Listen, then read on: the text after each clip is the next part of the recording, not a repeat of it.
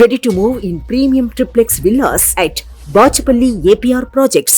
గౌరవ భారత ప్రధానమంత్రి మనందరి ప్రియతమ నేత నరేంద్ర మోడీ గారికి నేను తెలంగాణ ప్రజానీకం తరఫున హృదయపూర్వకమైనటువంటి స్వాగతం పలుకుతా ఉన్నాను.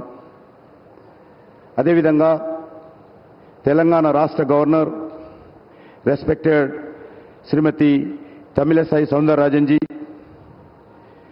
తెలంగాణ రాష్ట్ర ముఖ్యమంత్రి గౌరవనీయులు శ్రీ రేవంత్ రెడ్డి గారు, ఆదిలాబాద్ ఎంపీ స్వయం బాబురావు గారు, స్థానిక ఎమ్మెల్యే పాయల శంకర్ గారు, ఈ కార్యక్రమానికి హాజరైనటువంటి ప్రజాప్రతినిధులు, వివిధ రంగాల ప్రముఖులు, అదేవిధంగా మీడియా మిత్రులు అందరికీ హృదయపూర్వకమైనటువంటి స్వాగతం పలుకుతా ఉన్నాను.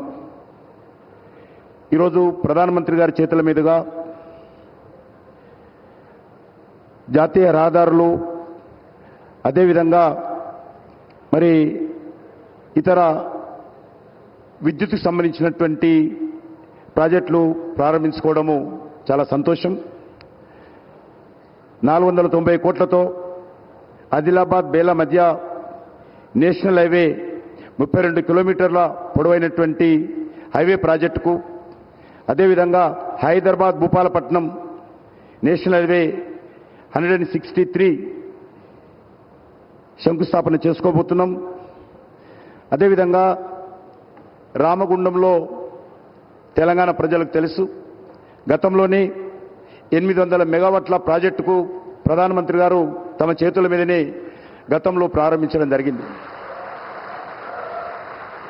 ఈరోజు మరొక 800 మెగావాట్ల థర్మల్ విద్యుత్ ప్రాజెక్ట్ సంబంధించినటువంటి పనులన్నీ పూర్తయిపోయినాయి. ఈరోజు ప్రజలకు డెడికేట్ చేయడం కోసము ప్రధానమంత్రి గారు స్వయంగా రావడము చాలా సంతోషం.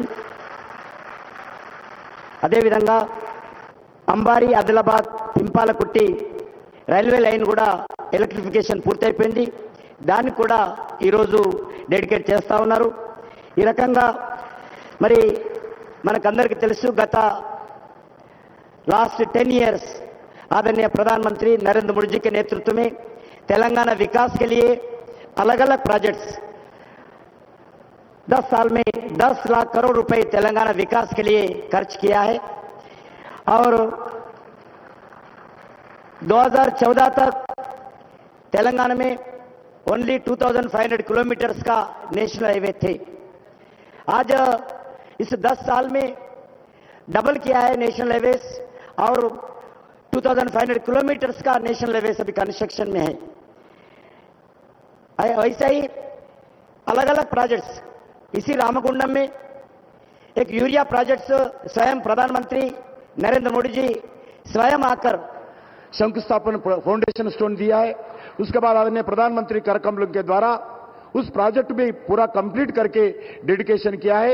आज यूरिया प्रोजेक्ट मैन्युफैक्चरिंग चल रहे हैं, तेलंगाना किसानों को बहुत फायदा हो रहा है. वैसा ही वरंगल में रेल मैन्युफैक्चरिंग यूनिट आदरणीय प्रधानमंत्री जी उसका भी फाउंडेशन किया है. अभी कंस्ट्रक्शन एक्टिविटी स्पीड पे चल रही है. उस रेलवे मैन्युफैक्चरिंग यूनिट में वरंगल में रेल इंजन से लेके वैगन्स तक मैन्युफैक्चरिंग करने का रेल डिपार्टमेंट ने निर्णय किया है.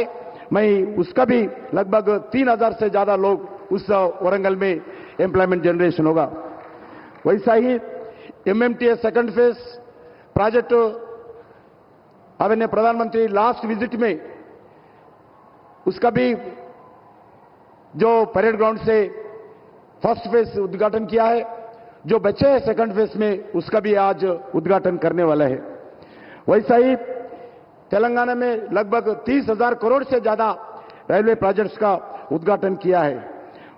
वैसा ही आदिलाबाद से लेकर जो रेलवे स्टेशन निर्मल अलग अलग जगह से ये रेलवे जाने के लिए भी आज प्रधानमंत्री जी के नेतृत्व में उसका भी काम शुरुआत हुआ है.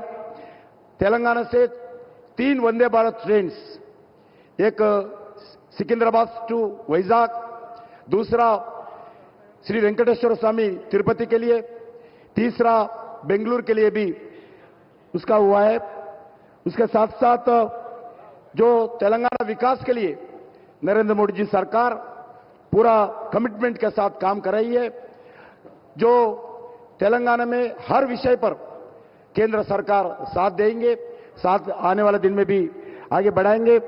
उसमें ही लगभग 40 रेलवे स्टेशंस अमृत भारत के द्वारा जो रेलवे स्टेशन से डेवलप विकास कर रही है।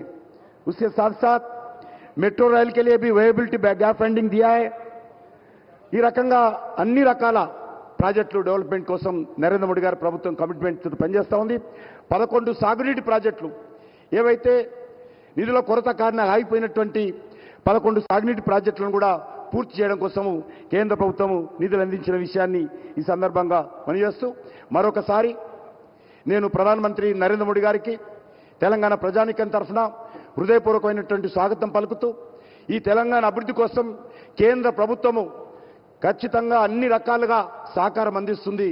అది ఏ ప్రభుత్వం చూడకుండా, అది కాంగ్రెస్ పార్టీ ప్రభుత్వం కానీ లేక మరో పార్టీ ప్రభుత్వం కానీ చూడకుండా తెలంగాణ డెవలప్మెంట్ మనకి ఇంపార్టెంట్ కాబట్టి రాజకీయాలు ఎన్నికలప్పుడే ఉంటాయి। ఎన్నికల తర్వాత అందరము ఈ యొక్క దేశం అభివృద్ధి కోసం, ఈ రాష్ట్ర అభివృద్ధి కోసం ప్రజలకు సౌకర్యాలు కలిగించే దిశలో అందరం కలిసికట్టుగా ఈ రాష్ట్రానికి, దేశానికి, దేశంలో ఉన్నటువంటి ప్రజలకు మేలు చేయాల్సిన బాధ్యత మనమందరిపైన ఉన్నదని ఈ సందర్భంగా మనవి చేస్తూ సెలవు తీసుకుంటున్నాను।